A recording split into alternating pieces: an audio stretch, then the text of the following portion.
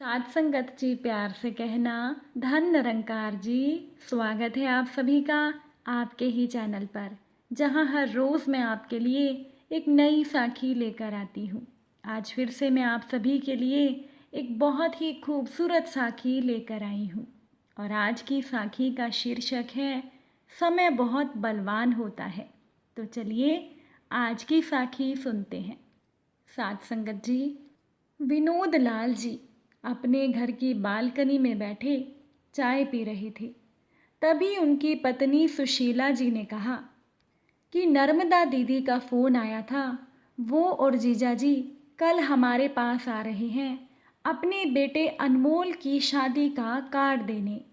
अब अपनी बहन नर्मदा का नाम सुनकर विनोद लाल जी का दिल और दिमाग अतीत की गलियों में भटकने लगा। विनोद लाल जी के माँ और पिताजी गांव में खेती करते थे। ज़मीन ज़्यादा तो नहीं थी, लेकिन अपनी मेहनत से इतना उगा लेते थे कि तीनों बच्चों का पेट पाल सकें। विनोद लाल जी की दो बड़ी बहनें थीं। विनोद लाल जी पढ़ने में बहुत अच्छे थे और वो इंजीनियर बनना चाहते थे। लेकिन जब दो बहनों की शादी के लिए दहेज जुटाना ही मुश्किल हो तो पढ़ाई की किसको चिंता होती है। विनोद लाल जी की बड़ी बहन नर्मदा देखने में बहुत सुंदर थी, इसीलिए कम दहेज में उनका रिश्ता शहर के एक संपन्न परिवार में हो गया। उनके पति मनोहर जी का अपना बिजनेस था। कुछ समय के बाद नर्मदा जी ने अपनी छोटी बहन का विवाह भी अपने चचेरे देवर से करवा दिया। विनोद लाल जी ने 12वीं कक्षा अच्छे नंबरों से पास कर ली। उन्हें आगे पढ़ने की चिंता सताने लगी। विनोद लाल जी के पास इतने पैसे भी नहीं थे कि वो शहर में रहकर पढ़ सके। अब एक दिन की बात है कि विनोद लाल जी के पास नर्मदा जी का फ़ोन आया और नर्मदा जी ने अपने माँ और पिताजी को कहा कि विनोद लाल को हमारे पास भेज दो।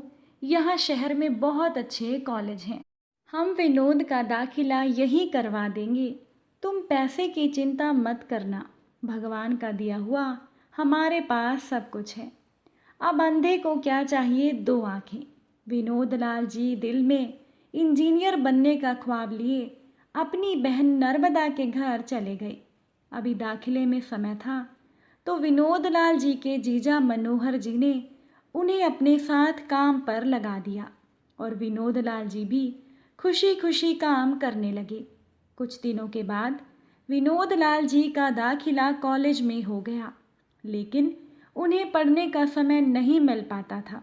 जब भी वो पढ़ने के लिए बैठते तो कभी उनके जीजा मनोहर जी तो कभी उनकी बहन नर्मदा उन्हें घर के बाहर के काम बता देते। विनोद लाल जी के दिल में टीस तो उठती थी, फिर भी वो बिना ना किए सारे काम किया करते थे। एक दिन की बात है कि विनोद लाल जी अपनी बहन नर्मदा के कमरे के पास से जा रहे थे कि उनके कानों में अपनी बड़ी बहन नर्मदा की आवाज़ पड़ी। नर्मदा अपने पति मनोहर जी से कह रही थी कि बच्चों को स्कूल ले जाने के लिए कोई आदमी रखना पड़ेगा। मैं रोज़ रोज़ घर का काम छोड़कर नहीं जा सकती। अब नर्मदा की बात सुनकर उनके पति मनोहर जी कहने लगे कि आदमी क्यों रखना, तुम्हारा भाई तो है ही, मुफ्त में खाता पीता है, थोड़ा काम कर लेगा तो छोटा नहीं हो जाएगा। अकड़कर मनोहर जी कहने लगे। तब नर्मदा जी ने कहा, ये ठीक रहेगा, कॉलेज जाते समय वो बच्चों को स्कूल छोड़ देगा और स्कूल की छुट्टी होने पर बच्चों को घर छोड़कर वो कॉलेज चला जाएगा। गाड़ी वाले पैसे भी ज़्यादा मांगते हैं, वो भी बच जाएंगे। अब ये सुनकर विनोद लाल जी अपने कमरे में आ गई। पहले ही घर बाहर के कामों से पढ़ाई के लिए समय नहीं बचता था। विनोद लाल जी सोचने लगे कि जीजा जी तो पराए हैं, पर मेरी बहन तो अपनी है, लेकिन मेरी बहन ही मेरा साथ नहीं दे रही। क्या पैसा खून के रिश्तों को भी बदल देता है। विनोद लाल जी की आंखों में आंसू आ गए। उन्होंने एक दृढ़ फैसला कर लिया। अगले दिन उन्होंने अपने जीजा जी को कहा कि जीजा जी, मैं अपने गांव वापस जा रहा हूँ। मनोहर जी ने कहा, पर तेरा कॉलेज हमने इतनी फीस भरी है, उसका क्या?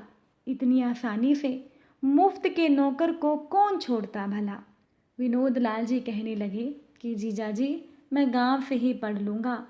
मनोहर जी ने जवाब दिया, देख लो, फिर ना कहना कि हमने तुम्हारी मदद नहीं की।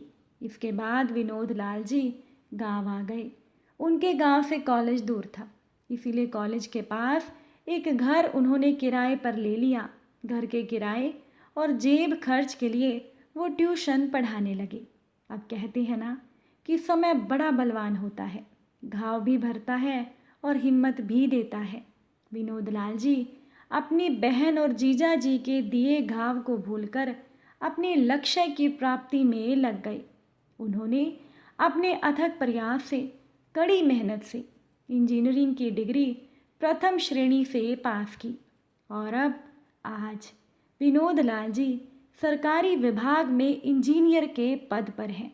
उनका नाम है, सम्मान है, सब है उनके पास, लेकिन फिर भी विनोद लाल जी ने कभी भी अपने पद का घमंड नहीं किया और न ही अपने पैसों का घमंड किया। अब विनोद लाल जी ने अपने जीवन का एक लक्ष्य और बना लिया है और वो लक्ष्य ये है कि वो अपने गांव से आने वाले उच्च शिक्षा के इच्छुक युवा लड़के लड़कियों को अपना पूरा सहयोग देते हैं। उनके रहने खाने की व्यवस्था करते हैं ताकि जो कष्ट उन्होंने अपनी ज़िंदगी में झेला वो दूसरों को ना झेलने पड़े। साथ संगत जी, होनी बहुत बलवान है। वो कहते हैं ना कि ना जाने हम क्या क्या योजनाएं करते रहते हैं, लेकिन ईश्वर ने ना जाने क्या सोच रखा होता है। जैसे विनोद लाल जी के जीजा जी मनोहर जी ने विनोद लाल को लेकर क्या क्या सोचा था कि ये घर में रहेगा तो घर के सारे काम नौकरों की तरह करेगा। लेकिन विनोद लाल जी ने अपने अथक प्रयास और कड़ी मेहनत से अपने लक्ष्य को प्राप्त कर लिया। उन्होंने दिन रात बहुत मेहनत की और ईश्वर ने भी उनका भरपूर साथ दिया। ये समय कब किसका बदल जाए कोई कुछ नहीं कह सकता, इसीलिए कभी भी किसी को कमज़ोर नहीं समझना चाहिए। और अगर हम कड़ी मेहनत से अपने लक्ष्य को प्राप्त करने की कोशिश करेंगे तो यकीनन हमारा अच्छा समय भी ज़रूर आएगा। मैं आशा करती हूँ कि आज की ये साखी आपको ज़रूर पसंद आई होगी। अगर साखी अच्छी लगी हो तो वीडियो को लाइक कीजिएगा।